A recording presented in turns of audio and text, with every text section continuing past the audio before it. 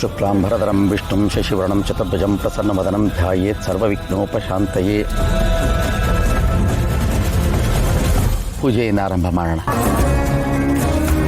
ಸೂರ್ಯನ ಬೆಳಕಿನ ಪ್ರಥಮ ಕಿರಣಗಳು ಭೂಮಿಯನ್ನು ಸ್ಪರ್ಶಿಸೋ ತನಕ ಪೂಜೆ ನಿಲ್ಲಬಾರ್ದು. ಅಖಂಡ ರಾತ್ರಿ ಜಪ ನಡೀತಾನೆ ಇರಬೇಕು. ದೇವಸ್ಥಾನವನ್ನು ದುಷ್ಟಶಕ್ತಿಗಳಾಗಲಿ ಬಾಹ್ಯ ಆಪತ್ತುಗಳಾಗಲಿ ಕಾಡದೇ ಇರೋದಕ್ಕೆ ಈ ಪೂಜೆ ಅಗತ್ಯ. ಈ ಮಂತ್ರಶಕ್ತಿಯ ಕವಚ ಇದೆಯಲ್ಲ, ಅದು ಅತ್ಯಗತ್ಯ. ಇವತ್ತು ಬೆಳಗಿನಿಂದ ದೇವಸ್ಥಾನದಲ್ಲಿ ನಡಿಬಾರದಂಥ ಬೇಕಾದಷ್ಟು ಅಹಿತಕರವಾದ ಘಟನೆಗಳು ನಡೆದಿದೆ. ಗ್ರಹಣವೇ ಇಲ್ಲದೆ ಹೋದರೂ ಕೂಡ ಕತ್ಲು ಕವಿದಿದೆ. ಹಾಗಾಗಿ ಯಾವುದೇ ಕಾರಣಕ್ಕೂ ಪೂಜೆ ನಿಲ್ಲಬಾರ್ದು, ಜಪ ನಿಲ್ಲಿಸಬೇಡಿ. ಶುರು ಮಾಡೋಣ. ಓಂ ತ್ರಯಂಬಕಂ ಯಜಾಮಹೇ ಸುಗಂಧಿಂ ಪುಷ್ಟಿವರ್ಧನಂ ಊರ್ವಾರುಕಮಿವ ಬಂಧನಾತ್ ಮೃತ್ಯೋರ್ಮುಕ್ಷೀಯಮಾಮೃತಾತ್. ಓಂ ತ್ರಯಂಬಕಂ ಯಜಾಮಹೇ ಸುಗಂಧಿಂ ಪುಷ್ಟಿವರ್ಧನಂ ಊರ್ವಾರುಕಮಿವ ಬಂಧನಾತ್ ಮೃತ್ಯೋರ್ಮುಕ್ಷೀಯಮಾಮೃತಾತ್. ಓಂ ತ್ರಯಂಬಕಂ ಯಜಾಮಹೇ ಸುಗಂಧಿಂ ಪುಷ್ಟಿವರ್ಧನಂ ಊರ್ವಾರುಕಮಿವ ಬಂಧನಾತ್ ಮೃತ್ಯೋರ್ಮುಕ್ಷೀಯಮಾಮೃತಾತ್.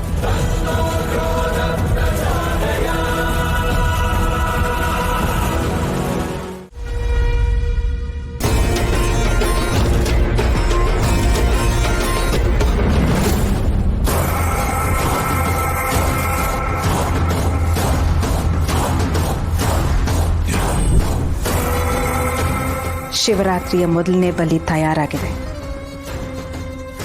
ಅಂದರೆ ನನ್ನ ಪ್ಲಾನಿನ ಮೊದಲನೇ ಭಾಗ ಸಕ್ಸಸ್. ಈಗ ಹಿತ ಕಾಡಿಗೆ ಹೋದ್ಲು ಅನ್ನೋ ವಿಷಯ ಕೇಳಿದ ತಕ್ಷಣ ಶರತ್ ಮತ್ತೆ ದುರ್ಗಾ ಅವಳನ್ನ ಹುಡ್ಕೊಂಡು ಅವರು ಕಾಡಿಗೆ ಹೋಗ್ತಾರೆ. ಇಡೀ ಕುಟುಂಬ ಅಲ್ಲಿ ಕಾಡಿನಲ್ಲಿ ಹುಡುಕಾಟ ನಡೆಸುವಾಗ ಇಲ್ಲಿ ದೇವಸ್ಥಾನದಲ್ಲಿ ನನ್ನ ದಾರಿ ಸುಗಮ ಆಗತ್ತೆ.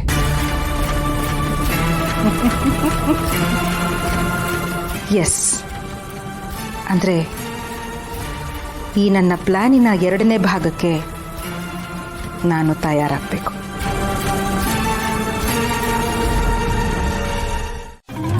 ಗರ್ಮ ಗರ್ಮ ಕಡ್ಲಿಕಾಯ. ರಾಣಿ, ಆ ದುರ್ಗಾ ಎಷ್ಟು ಬುದ್ಧಿವಂತಳು ನೋಡಿದ್ರಾ?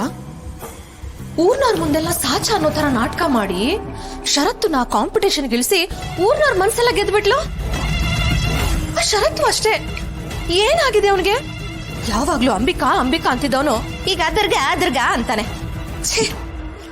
ದಮ್ಮು, ಅದನ್ನ ಪ್ರೀತಿ ಅಂತ ಕಣೆ. ನೀನ್ ಯಾಕೆ ಸುಮ್ಮನೆ ಉರ್ಕೋತಿದ್ಯಾ? ಅವ್ರು ಗೆದ್ದಿದ್ದಕ್ಕೆ ಖುಷಿ ಪಡು. ಪ್ರಾಣಿ, ಹೀಗೆ ಆದ್ರೆ ಆ ದುರ್ಗಾ ನಮ್ ಕೈ ಮೀರಿ ಹೋಗ್ತಾಳೆ. ಆಮೇಲೆ ಅವಳ ಮುಂದೆ ನಿಂತ್ಕೊಂಡು ಸೆಲ್ಯೂಟ್ ಹೊಡಿಬೇಕಾಗತ್ತೆ. ಒಂದ್ ಕೆಲಸ ಮಾಡು, ನೀನು ಏನಾದ್ರೂ ಸಾಧನೆ ಮಾಡು, ಆಗ ನೀನೇ ಮೇಲೆ ಇರ್ತೀಯ. ನಿಮ್ಮನ್ ಕಟ್ಕೊಂಡಿದ್ದೀನಲ್ಲ, ಇನ್ನೇನ್ ತಾನೇ ಮಾಡಕ್ಕಾಗತ್ತೆ ನನ್ ಕರ್ಮಕ್ಕೆ. ಲೇ, ಈ ಅಮಾಯಕನ ಮೇಲೆ ಯಾಕೆ ನಿನ್ನ ಪ್ರತಾಪ? ನಾನೇನೇ ಮಾಡ್ದೆ? ರಾಣಿ, ನಿಮಗೆ ಹೀಗೆ ತಿನ್ನೋದು ಒಂದೇ ಗೊತ್ತಿರೋದಲ್ವಾ? ಅಲ್ಲ, ಆ ಶರತ್ತು ನೋಡ್ರಿ, ಹೆಂಡ್ತಿನ ಎತ್ಕೊಂಡು ಕೆಸರಲ್ಲಿ ಓಡಿ ದೇವಸ್ಥಾನದ ಮೆಟ್ಲು ಹತ್ತದ. ನೀವ್ ಯಾವತ್ತಾದ್ರೂ ನನ್ನನ್ನು ಎತ್ಕೊಂಡಿದ್ದೀರಾ? ಒಂದೆರಡು ಹೆಜ್ಜೆನಾದ್ರೂ ಹೋಗಿದ್ದೀರಾ? ವೇಸ್ಟ್ ಬಾಡಿ ನೀವು. ತಪ್ಪು. ಶರತ ಎತ್ಕೊಂಡಿದ್ದು ದುರ್ಗನ್ನ. ಅವಳನ್ನ ನೋಡೋದಕ್ಕೆ ಎತ್ಕೊಳ್ಳೋದಕ್ಕೆ ಮಲೆಯ ಹೂವಿನ ತರ ಇದ್ದಾಳೆ.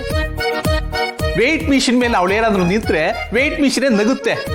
ಆದ್ರೆ ನಿನ್ನ ವೆಯ್ಟ್ ಮಿಷಿನ್ ಮೇಲೆ ಇಟ್ರೆ ಅಯ್ಯಯ್ಯೋ ಬಿಡಮೋ ಪ್ರಾಣ ಹೋಗುತ್ತೆ ಅಂತ ಕಿರ್ಚಿದ್ದೆ.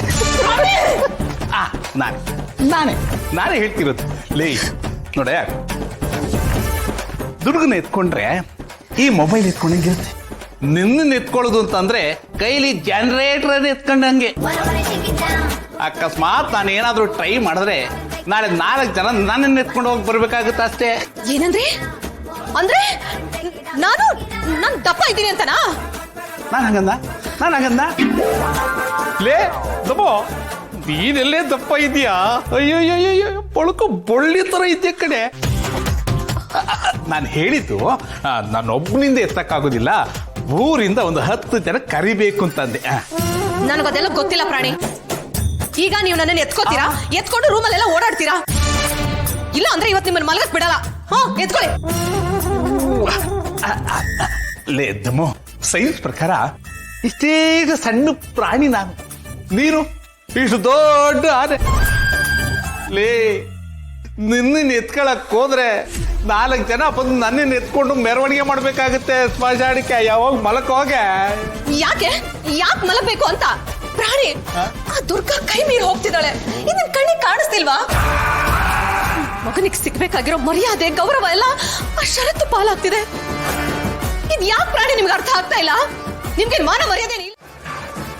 ಹೋಗಿ ನಿಮ್ಮನ್ನ ಮದುವೆ ಆಗಿದ್ದೀನಲ್ಲ, ನಿಮ್ಮನ್ನ ಏನ್ ಮಾಡ್ಬೇಕು ಅಂತ ಗೊತ್ತಾಗ್ತಿಲ್ಲ.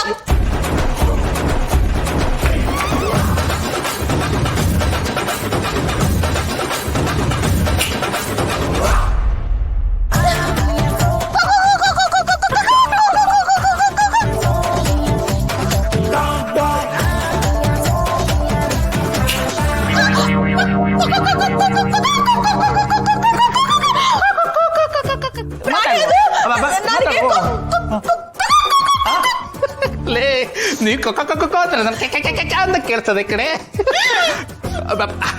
ಲೇ ದಮ್ಮು, ಬೈದ್ರೆ ರಾಕ್ಷಸಿ ತರ ಕಾಣಿಸ್ತೀಯ. ಲೇ ಈ ಧ್ವನಿನಲ್ಲಿ ಮಧುರವಾಗಿದೆ. ಇಡೀ ರಾತ್ರಿ ದಿನ ಈ ನಿನ್ನ ಮಧುರ ಧ್ವನಿ ಕೇಳ್ತಾ ಇರ್ಬೇಕು. ನಾನು ಆರಾಮಾಗಿ ನಿದ್ದೆ ಮಾಡ್ತಾ ಇರ್ಬೇಕು ಕಡೆ. ಬೇಡ, ಅದ್ಭುತವಾದ ಕೆಟ್ಟ ಕಡೆ. ಅಯ್ಯೋ ಕೋಲಿಗೆ ಕರ ಬಸಲ್ಲಿ